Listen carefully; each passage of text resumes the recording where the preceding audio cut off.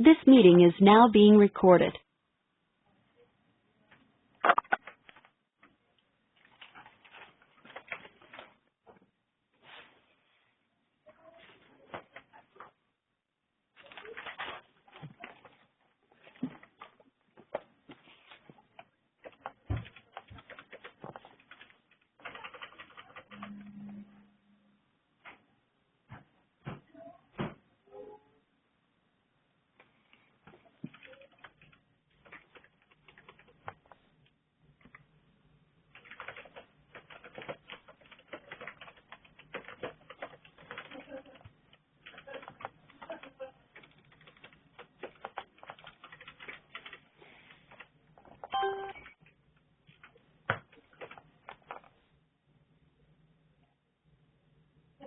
Thank you.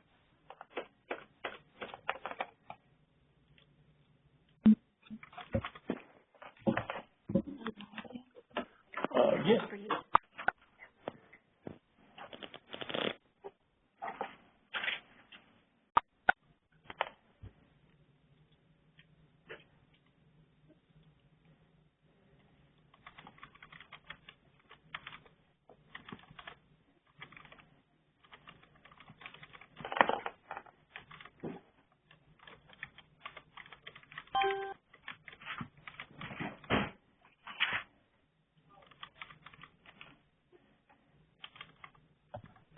Hey, good afternoon, all.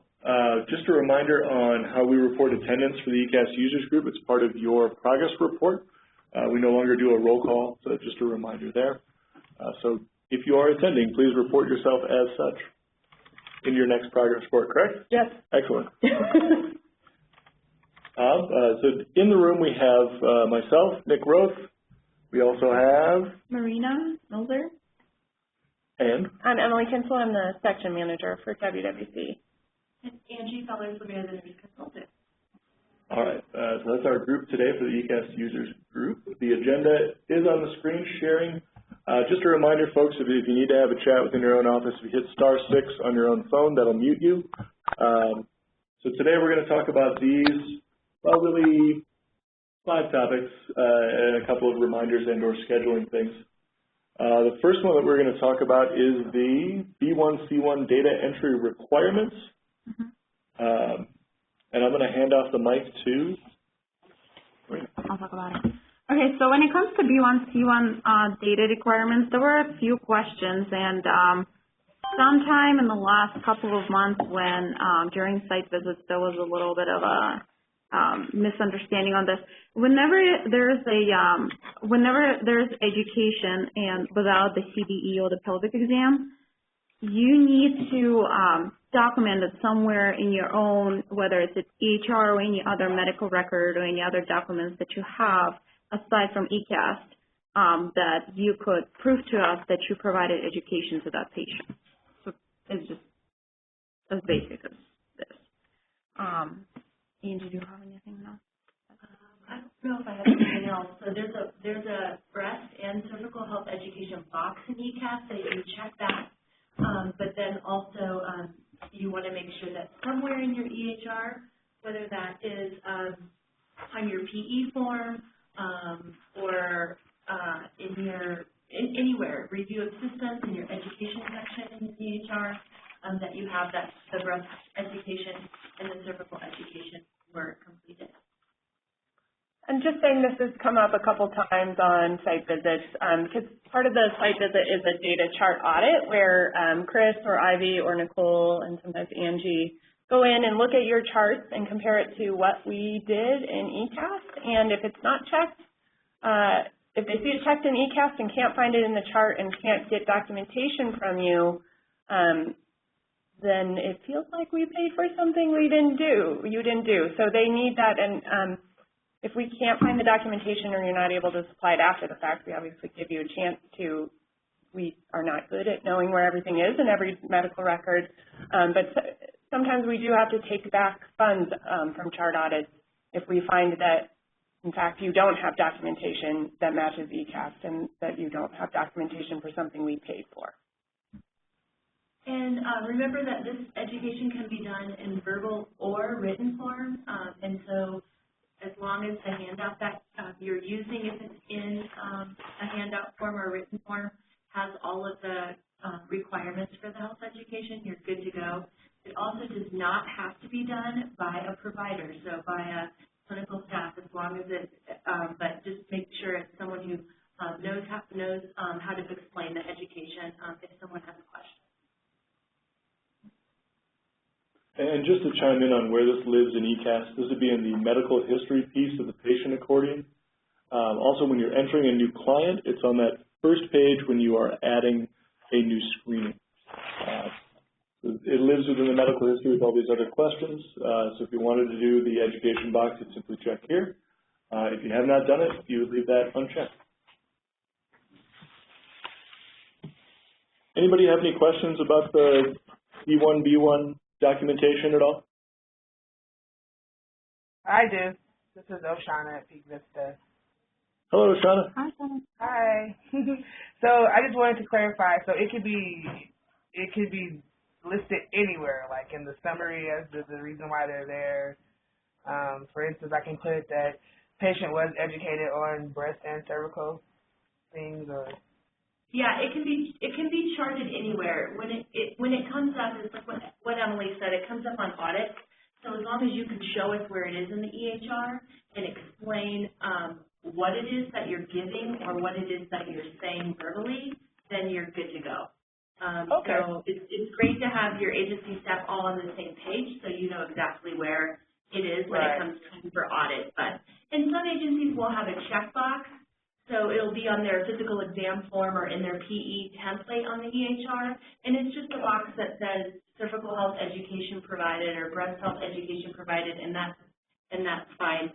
And you're right, Oceana, some people will just write it in the notes section or in the education section or plan section. Okay. So any of that is fine. It's up to you guys. Okay, thank you. And just a reminder on what we're demonstrating in eCaST here, this is a training environment where all clients are de-identified, so we're not passing along any PHI on anybody. The data in here is legitimate, however, the names and dates of birth that you see are not. So we do have a de-identified version of eCaST that we work in for demonstration purposes. So when I hit delete on this, I'm not going to worry about it because this is the training environment. Any other questions on B1, C1 data entry requirements? I think the other thing I just wanted to show folks is where that lives when you are adding a new screening. So we're just going to add a cycle real quick here. We'll say this was a couple weeks ago. And for demonstration purposes, thank you, Boulder. So when we are going to add a new screen to a new cycle, and we're going to click on this Create New Screening button. This is where you make sure that you have an up-to-date enrollment, both up-to-date as far as date is concerned and what insurance type. We'll talk a little bit about the insurance type later in the eCaST users group. So when you click Create a New Screening, you're really going to choose what type of screening we're working on. And this is where you would see that education box initially when adding a new screening in eCaST. If you have an already existing screening in the patient accordion, it's under the medical history tab.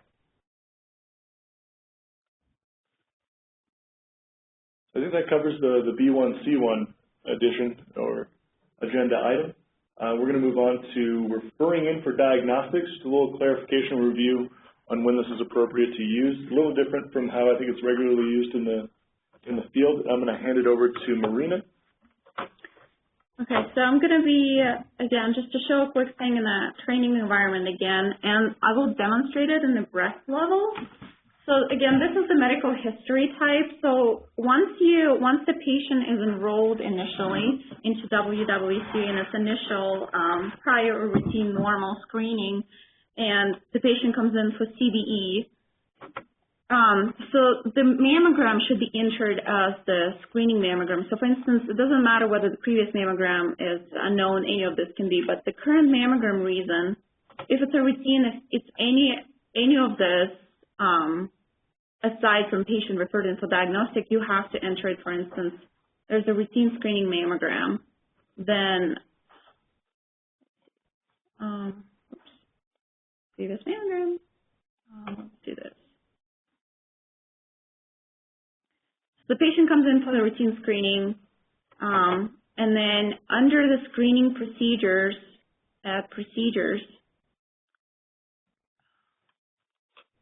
for the procedure method, say it's a mammogram, funding source, WWC, procedure date, let's do it today. Let's do benign, and the mammogram type, this is the part that's very important. For the initial screening, it should be entered as screening for anything except, forget what I said.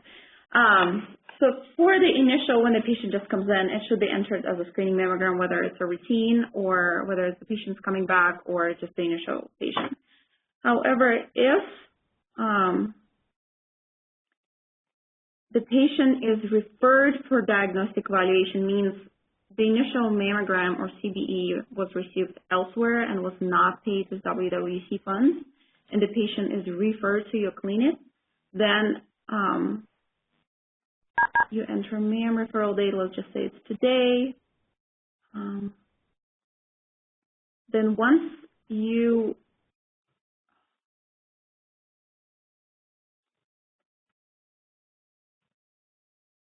add the procedures, and again, we're on the same screening and we're doing mammogram, funding source is WWC, procedure date, let's say it's the referral date, which was today, benign finding in the mammogram type. In this case, it will be diagnostic mammogram. So that's the only case where you would enter diagnostic. So if the patient was referred in for diagnostic, it will be diagnostic mammogram type. Everything else will be screening. So I hope that makes sense, but please, if you have questions, let me know. And I would just add, this is Emily, just to add a reminder that you may be referring in to yourself. If the client had Medicaid or private insurance and used their insurance to pay for their screening mammogram and now it's diagnostic and they can't afford their deductible, I mean, it might be your client, so it might have referred to yourself, but they're being referred in for diagnostics to WWC. I think people forget that you can refer a client to yourself.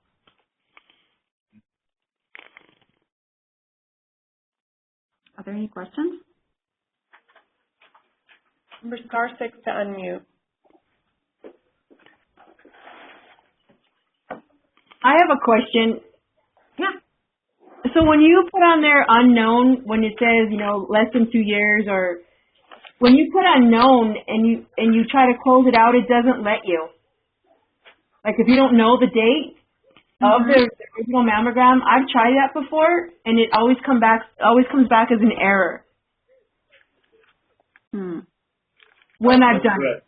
It's a prompt that lives in there because we do actually need a previous mam date in there. Whether you have a specific date or not, or you can meet that, it's been less than 2 years or more than 2 years. eCaST does require that you enter a value other than unknown. Okay. I just wanted to clarify that. Thank you. Great question.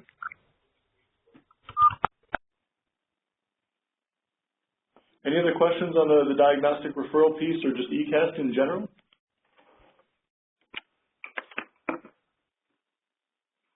This is Ashley from Planned Parenthood. When we have patients that are referred in for diagnostics, we always have to repeat a clinical breast exam so that we get all their, we have clinical concordance with our records on file. And if you have the patient referred in for diagnostic evaluation, the eCaST won't cover the clinical breast exam.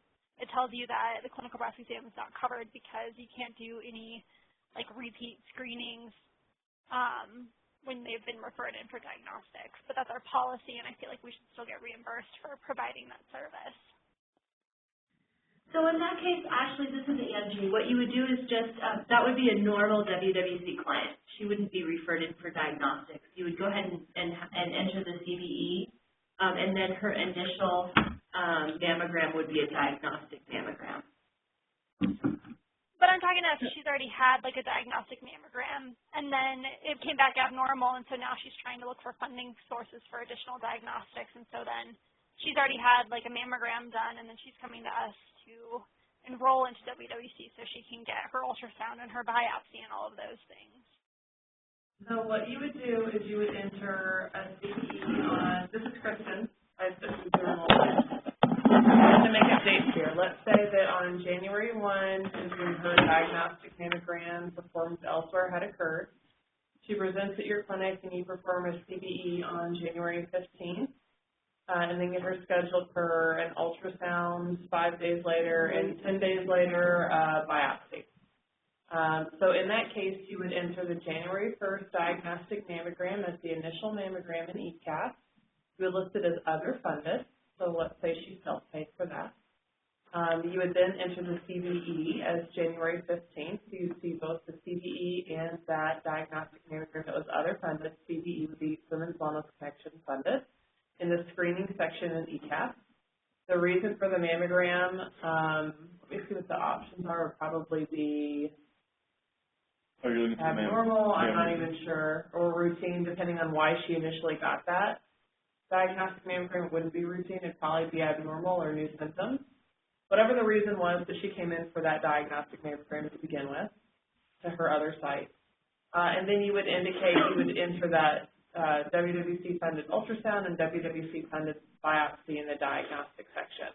So that's what I think Angie was saying by it would kind of look like a normal case in eCaST, in that it would have a CBE, a diagnostic mammogram in the screening section, an ultrasound, and a biopsy in the diagnostic section. The only thing that would look a little unusual about it is we know that the mammogram date would be earlier than the CBE. That's not typical.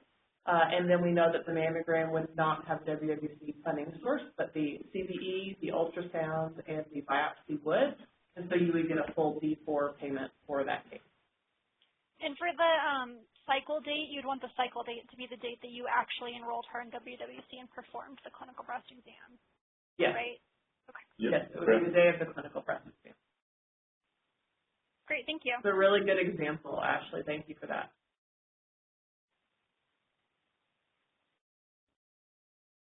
So just to clarify, that would be a mammogram that's funded other, correct? I'm trying to follow along with your dates. I know you're making them up on the fly. So we're going to fill in some dates that seem right. I know the first one's on the 15th, so we're going to go a little later. So in this example, the mammogram preceded the CBE. No, we put the CBE in already. I did. Oh, for later. We can go further back. It's okay. No, I thought you said 17th of January. Okay.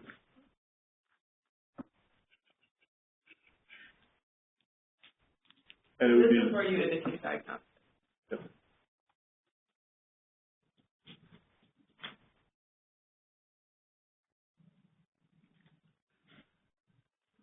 Then you would add your diagnostic procedures. Uh-huh.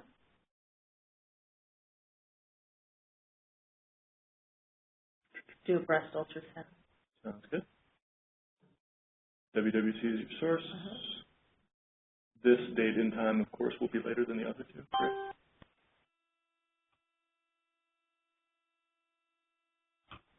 And I'm so sorry. Can I ask a question? absolutely. Okay, so you're telling me that this patient went for the mammogram, it came back as the BI-RADS 0, then they saw their doctor, they did a clinical breast exam, then it was suspicious, and then they went back for their diagnostic? Is that the scenario? I would say please ignore my lack of clinical knowledge in data entry here. But I'm imagining that results are random. Yeah, procedure result is I was merely choosing one I know that would trigger certain diagnostics. Do BI-RADS score here. Let's pretend that the diagnostic mammogram in the beginning was a BI-RADS score. And I wasn't paying attention to this Yeah. rate, so I didn't know he was making them. Nobody is monitoring my really poor clinical choices, Ashley. I'm really sorry. We are glad that you go to set that one. That is a great question. This is why I help with you. You and I are on the same page with this. This is why I have to clarify, because I'm like, what? Understandable. So I think we found it. That's correct. This is Cynthia in Weld County. Hello, Cynthia. Hi. In this case, could you also add a diagnostic repeat CBE to get the payment to work? So she'd get paid for her CBE? There's no such thing that I'm aware of as a diagnostic CBE. Well, I mean, I think it's under the diagnostics there where he was about to, you know. We have a repeat CBE. Yeah, a repeat CBE. You could do that, but isn't the initial, and you guys, Marina and Nick and Kristen can help with this, but I think you get a better reimbursement if you do it the other way, right? Mm-hmm. Yeah. Yeah. So you may want to choose to do it the other way instead of doing the repeat for clinical correlation. You may want to do it the way that we were talking about, adding in that diagnostic mammogram as a different funding source, and then backdating or putting in a date for the CBE at a later date as a WWC CBE, and then move through it that way. So I think it ends up as if this person ends up at a biopsy, it ends up as a P4. And if you did it by doing the repeat CBE, then it would end up as a B5. I'm also not sure if you can do a repeat CBE without an initial CBE. Do you ever hang up with that? So you would have to input the clinical breast exam performed elsewhere for clinical correlation of a repeat CBE. Does that make sense? Yeah, and I don't know the answer to that. I don't know if you could do a repeat CBE without an initial CBE. We'd have to practice that. Try it. Let's see if we can break it. Good case. Yeah, a good fictional case. So just to follow through the example, that would come back as the B3, correct? Well, because you didn't go on to the biopsy. You just did Right. ultrasound.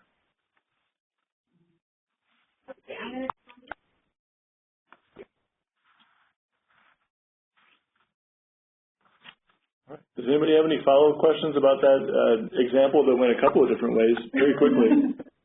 Yes, I do. All right, what do you got? So don't you have to do the repeat CBE?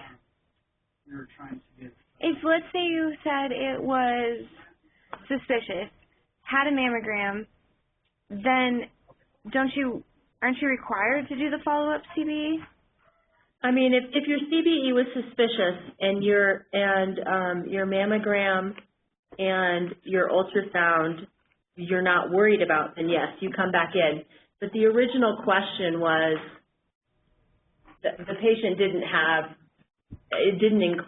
include that the CBE was suspicious, and the CBE was done at a different clinic initially. So we're kind of talking about two different clinical scenarios in two different agencies. So you're saying if that mammogram, the diagnostic one, had been normal, CBE had been suspicious, and then the mammogram had been not suspicious, then you'd want to repeat the CBE to make sure clinical confirmed. If you have a CBE that is suspicious and the workup for it ends in a BI-RADS 1 or 2, then you do have to repeat the CBE for correlation. Perfect. That's the clarification I needed. Thank you. Great question. Who was that? Shanna from St. Joe's. Okay, thanks. You don't know your voice yet. Hi, Shannon. Hi, friends. Do we have any other questions of any nature about data entry and eCaST? We kind of got into the can of worms pretty fast there. I like it.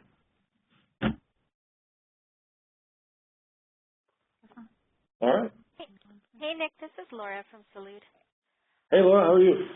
Good, how are you? All right. I have a couple of patients that I put in that turned 40 before their cycle date, and it's still marking them as uneligible because they are not 40 to 64. Oh, it's giving you the age error? Yeah. But they were 40 before they came in, correct? Yes. Would you mind emailing me both of those cases so I could take a peek at them and make sure that we've got the ends tied properly on the back end? Okay. Because that should function, but if you're getting the error, obviously it's not. So please send those along. Okay. Thanks. Thank you.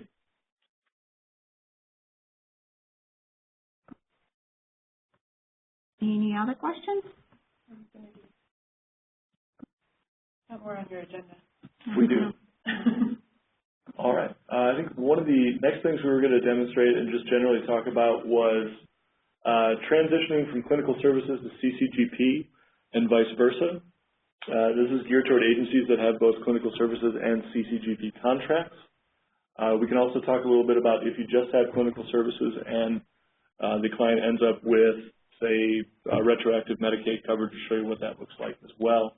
But for the first demonstration, we use the already existing supremely complicated case we just put in to continue with demonstrating purposes. So to get back to the starting point, so say we have this client and they are clinical services, and the way that we know that they are is by their insurance type. There are two main places where you would switch in between a clinical services client and a CCGP client.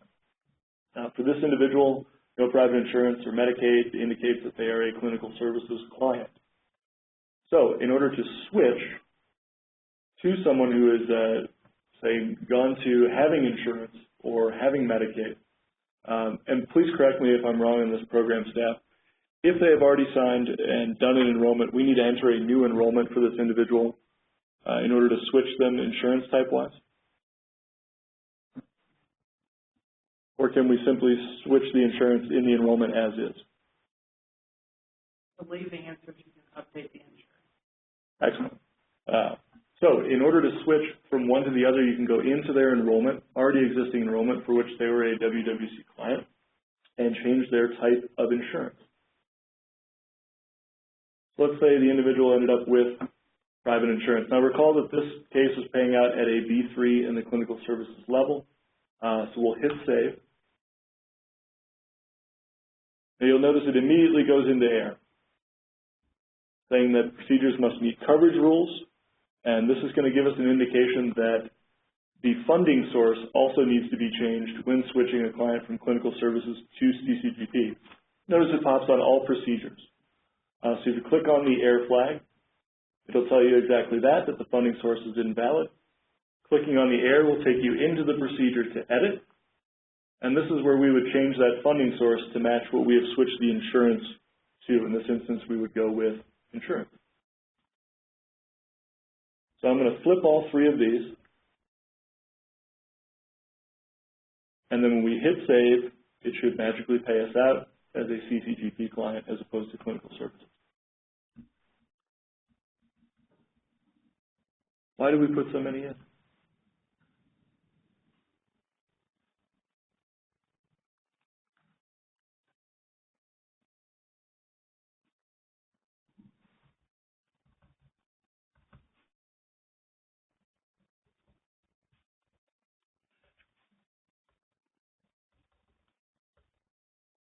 And we'll save here.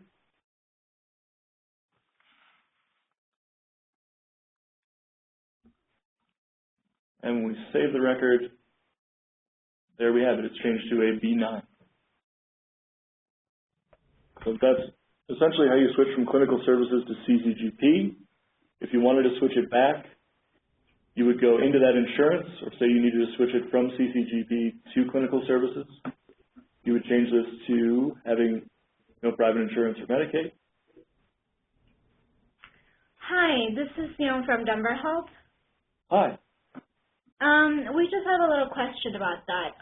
Just because a person changed their insurance at diagnostic, it doesn't mean their previous insurance was entered in incorrectly. So why are we going back and changing the previous one? Should we not just keep it the same?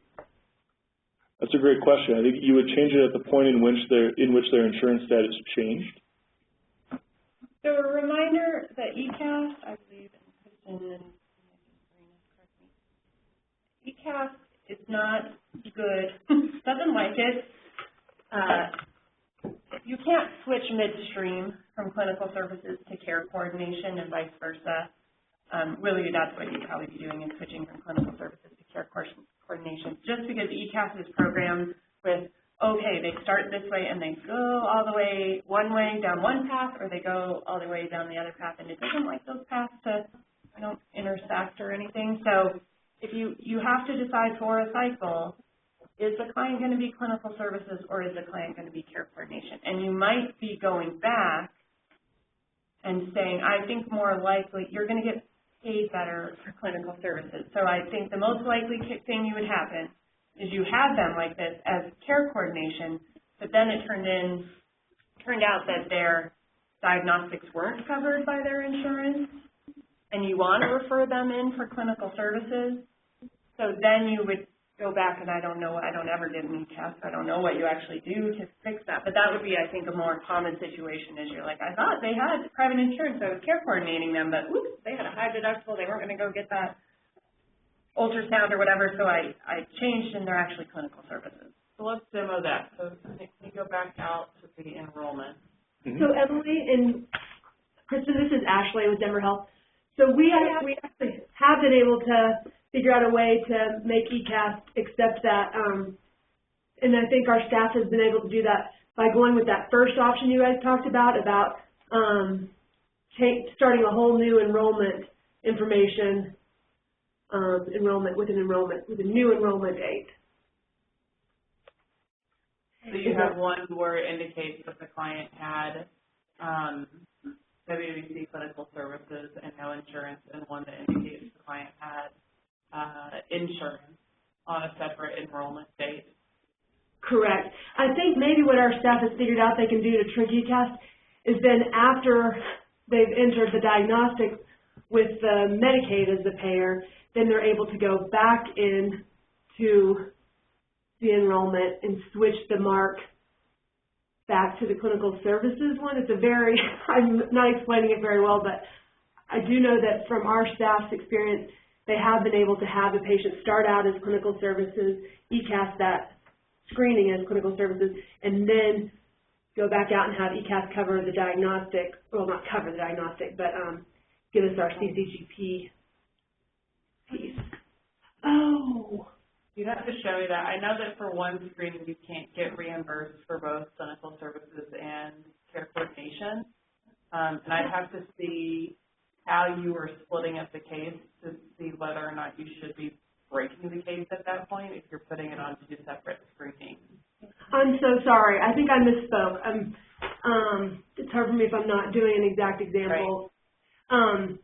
So yeah, you're right. I think we've just been going with, we'll keep it as clinical services, but we just showed that the diagnostics was another payer, because in our Denver Health records, we already have the payer as Medicaid, and we can't go unchange it. Right. Right. So you do, I guess, you do go back and forth, because sometimes you might have a client who you thought was clinical services, and then she went and got Medicaid, and so her Medicaid covered her diagnostics. Or you might have the other where you thought she had private insurance, then she had a high deductible, so she became uninsured, so she went to clinical services. So yeah, let's go through both. So here in this one, I want to go through first let's say she had private insurance and she gets to the point, and we thought she was going to be care coordination, but she gets to the point of a biopsy. So instead of saying she has no insurance, go to that type. We would change this. If you wanted WWC to cover it and she did have private insurance, you would say yes, the high deductible. And that indicates that, yeah, we recognize she has private insurance, but we also recognize that because of her deductible, we would like to enroll her in WWC clinical services for coverage of her screening.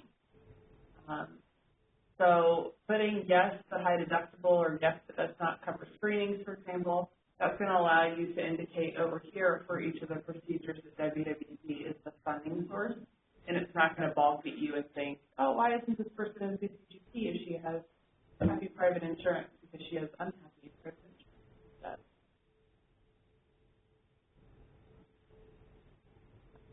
Official term? Happy and unhappy private insurance. I assign emotions to data all the time. Is how I say things. I'm going to try that.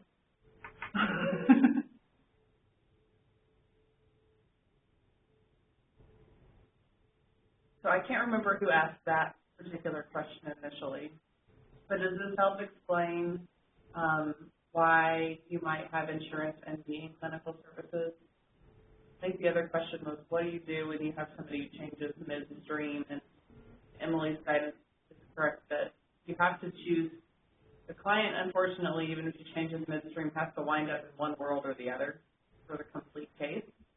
And one example of how you can do that is by selecting this, yes, she has insurance, that's high deductible scenario.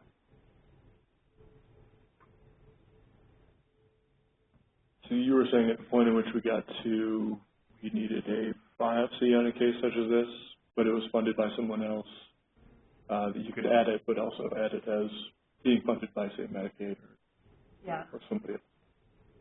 But at that point, you wouldn't get care coordination for it. Correct. It would still be clinical services, and that would pay out for all procedures covered by WWC as a funding source. Yes, but, so say this is an example, and this goes back to her for diagnostic situation. Let's say that her insurance does fully cover for her office visit and her mammogram. You might indicate that private insurance covered those two procedures, and the client was referred in for diagnostics. That the Women's Wellness Connection covered her ultrasound, diagnostic mammogram, and her biopsy. And you would indicate her insurance status as, yes, she's insured, but has a high deductible.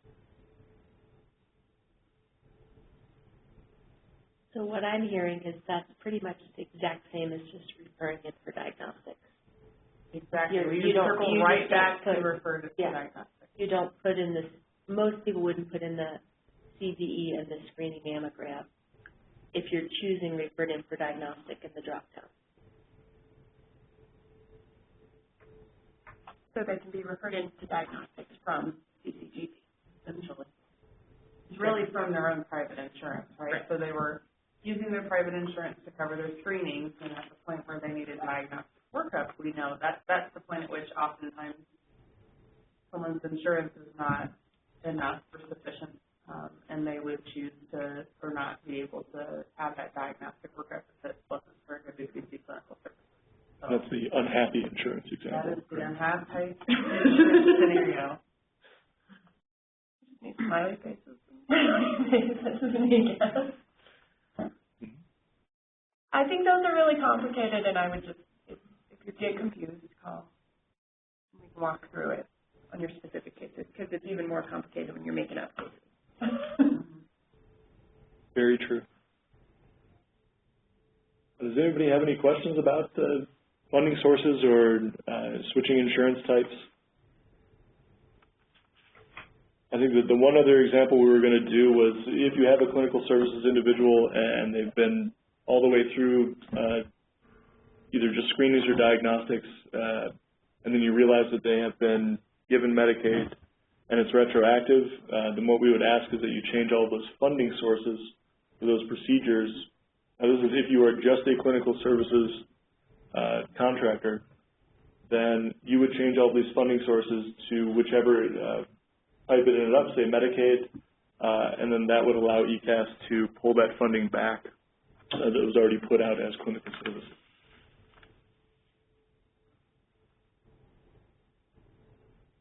And I'll just throw in a reminder, probably a frowny face reminder, just make sure that WWC can't pay for something that you've billed to somebody else. So, I mean, we're going through, that's what makes these, like, pretend things complicated, because we're switching back and forth saying, oh, Medicaid paid. You can't really choose. If Medicaid pays for it, then WWC doesn't pay for it. So, be careful on that, because I feel like that got a little washed over in that conversation. This one's Medicaid, this one's not.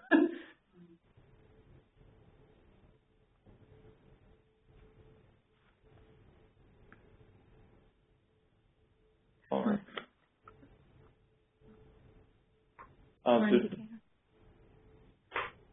Oh, you did. Okay, so moving on. So I forgot to include it on this agenda, but when we sent it out in the weekly update report, we put as core indicators.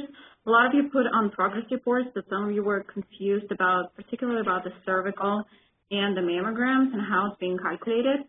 So as far as the cervical goes, some of you think that it has to do with the intervals.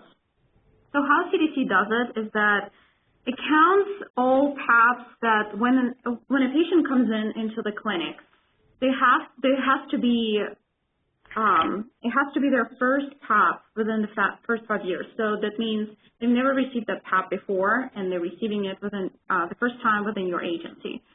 So all your PAPs are being counted, and then 20% of those PAPs, again, more than 20% of those PAPs have to be for patients who never received it in the past 5 years, so never or within that first 5-year range. Also, the other thing is that sometimes if you do put the date of PAP unknown, it doesn't count towards that. It actually counts as not meeting the indicator. So you do have to know whether it's been rarely or never screened before rather than just unknown. And to circle back to the question at the beginning of the discussion about, oh, I can't put unknown. It's not allowing payment. It's not unknown. If the patient does not know. That allows reimbursement with the date of the PAP. The last PAP test is unknown. So unknown in and of itself is not payable, but selecting or indicating the patient does not know. They didn't tell you they had no idea if it had been within the last 5 years or not. And usually I believe you guys are able to get to that level of information of was it done recently or not done recently. So generally you guys are doing a good time of prompting the client to at least let you know if it has been within the last 5 years or not, even if you don't know the exact date. And it's only counting against you on your core indicators for marking patient does not know and not being able to get a slightly higher level of detail. Any questions on the cervical part of it?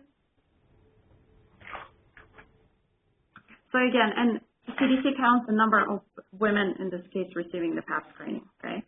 So, and as far as mammograms, in this case, we're counting the number of mammograms, so not the number of women, but number of mammograms given to women 50 and older. So in this case, your total volume will be of all the mammograms that were received at your clinic, and then the percentage of those women who were 50 and older have to be over 75%. Was that short? Okay. So if I'm not clear, please ask questions. I'll be happy to do help in a different way.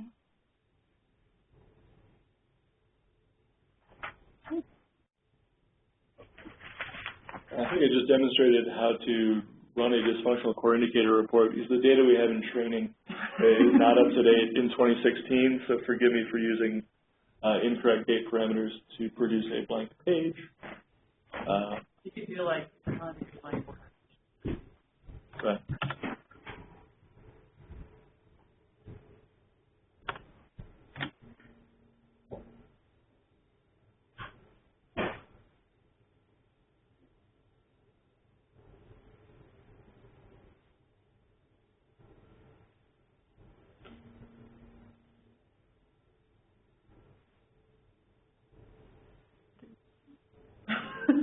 It is thinking really hard. Aggregates a lot of data. That core indicator report is very complex, takes a little time to produce. We have to go out and talk to CDC. How are you doing? Look at a restaurant, you have to fill the cow first, and you start out other stuff doing. Training is also, sorry, slow. I don't know what. I think one of the things that we just wanted to mention today was that we are doing a very special tech assistance webinar on the end of year guidance. That's coming up on June 1st. It's going to be at 9:30 in the morning. It'll be with myself and Emily and with Stephen Bromby, and we'll be going over just the general procedures on what we're asking folks to do to close out cases and get prepared for the end of year turnover. We have sent out info on that. I think we will send it out in the eCaST or the WWC update. Yeah, it was in today's update. So there's a memo about just general closeout for the year, things you just remember to do, big picture, and then it also links to some tip sheet from Marina, Nick, and Steve about how you can make sure you get paid as much as possible by the end of the year. One of the big messages is if you are an agency doing well, good job. Make sure you get data entered even earlier. You have to get it entered by July 15th to give us time to give you more money by the end of the year. So they've kind of moved, our fiscal people moved that up on us. So make sure if you're nearing your cap, just make sure you're entering data early so that we have a better picture of how much additional money you might need. If you have questions about that one, contact your program coordinator. But we'll talk about it also on Wednesday at our very special webinar, optional webinar. You can also just read the document. If you have any questions, then you don't have to call in. I think the core indicator report has finished running. Watch it be blank. It's not really hard to pull it up in. 2015. It's still thinking, and will continue to think. All right. There it is.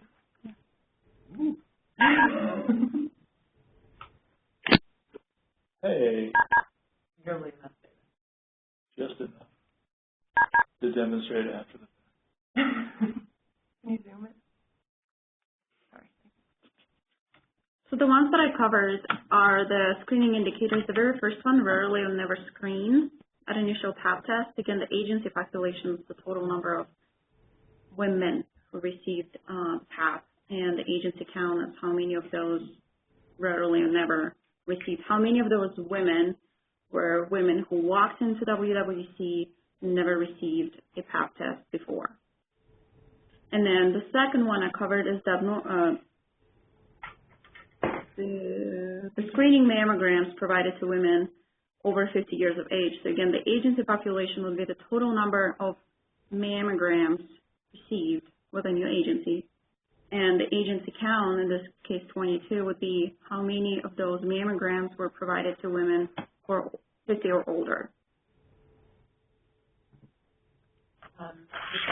I did also want to mention that if when you are completing your progress report, you run this report and are concerned by your numbers for whatever reason. Let's say you're surprised you're not meeting an indicator, or you suspect that maybe in addition to like some extra TLC to your data, or case review might change your indicators, or you want to learn what trends in your data by reviewing cases leading you to perform not as you would like on these particular indicators, you are welcome to reach out to either Marina directly or to your program consultant, be that Chris, Ivy, or Nicole, and we're happy to provide a list of the clients that in this example, let's say for the screening mammogram indicator, the 4 clients who are not meeting this indicator. So if you want to do additional investigation, I would say most likely as part of completing your progress report or maybe in preparation for knowing that's coming up, you're welcome to run this report at any time. And if you're concerned about your numbers or are trying to better understand what they mean or who's being included, feel free to shoot us an email. And we can get you those individuals so that you can do research on your own, look up the individual cases that aren't meeting the indicator and better understand what's happening at your clinic and how that translates into eCaST. I have a question. This is Laura here at Valleywide.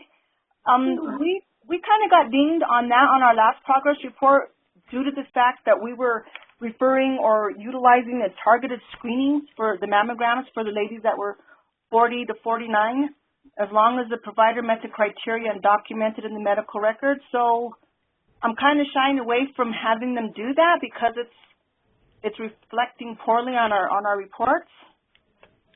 Yeah, so Valleywide is not the only one. When we opened screening mammograms up to the 40 to 49-year-olds, we knew that this was a possibility. And so statewide, we are failing this indicator. And so, you know, our guidance basically is you can use the targeted screening policy and screen 40 to 49-year-olds. Moving forward, you may want to consider, you know, doing risk assessments on this age group and referring those that are higher risk for targeted screening mammograms. You know, some agencies are doing more of like a baseline in their 40s and then going 2 to 3 years in between mammograms. So it's really up to your medical director as far as how you want to move forward with this age group.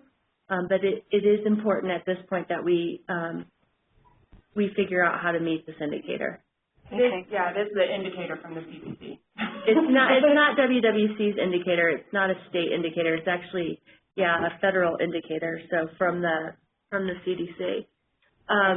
And you know, this question, you're not alone. Almost every agency, like I said, is failing, and statewide we are too. So this just kind of prompts me that I need to put out some further guidance, and I'll talk with Emily about that and shoot something out soon. I would say that we knew that would happen, and we were willing at the state to take that risk, deciding that more women served would be better than not meeting one indicator. But, you know, we're all in this together. We're also looking at how we can do it. One way we could all do it is if you screen more women over 50 to offset your women under 50. Because that adds to both the numerator and the denominator. But it is, you know, we get this back from the CDC too, because we didn't need it, and it does risk our funding. That was my concern, yeah. So we really want to make sure that you're using the targeted screening policy the way that it was meant to be used. So because now we allow 40 to 49-year-olds to have a screening mammogram, it doesn't mean that everybody just automatically gets referred for a screening mammogram. So it's important for you guys to talk with your medical director and your providers and come to some sort of an agreement on how you're going to handle this. And like I said, I'll work with Emily to put out some guidance shortly as well. Yeah. All right. We're working on it too. I mean, it's good for you all to know how you are, so you can think about if there's something you could be doing differently or strategies you could implement. We're doing the same at the state level.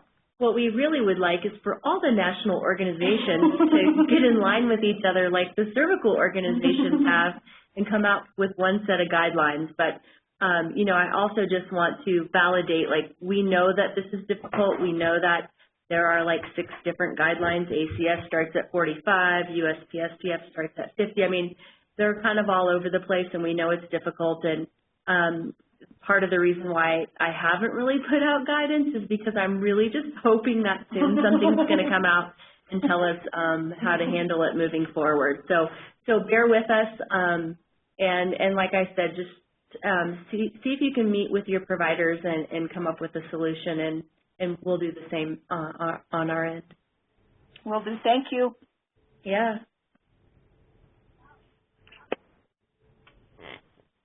All right. I think the next thing we had on the agenda was number 5, a little piece about feedback.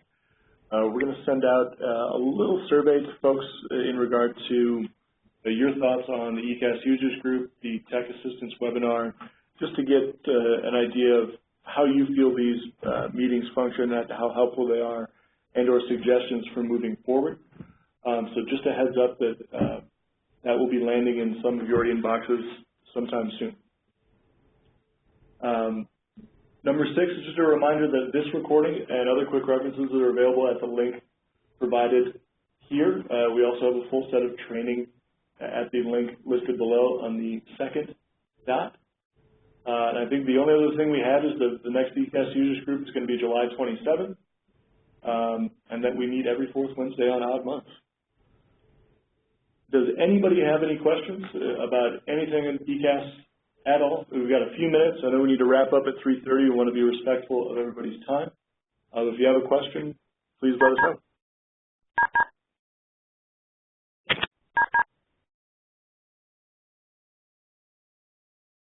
Going once. Okay, thank you everybody for attending today's meeting. We'll have the recording out within a couple of days and that'll be posted. Hello? Nick, hi. This is Ashley Shirley again with Denver Health. Just a quick question about the core indicator report. I'm pretty sure I know the answer, but I just want to make sure. Is the core indicator report only running data for clinical services? Yes. Yes. Okay, thank you. Good question. I think we, on our very long reporting to-do list, is to create something similar for care coordination. At a minimum, I believe that you will receive from Chris, Ivy, or Nicole in July a copy of a report that's run internally so that you know how you are doing. It just may not be accessible out of eCaST quite yet, and the goal is hopefully sometime in the fall to make that accessible for you directly out of eCaST. In the meantime, we'll be giving you a copy of that in your inbox instead. Great. Perfect. Cool. Sounds good. Thank you.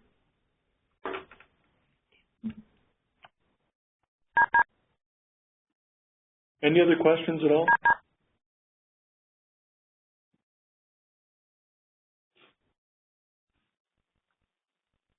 Thank you for today. Oh, thank you. Thank you for the great questions. It's keeping us on our toes. It's very much appreciated. All right. In lieu of any more questions, I think we'll sign off. Everybody, please have a good day. Thanks, everyone. Thank you. Thank you. Bye-bye.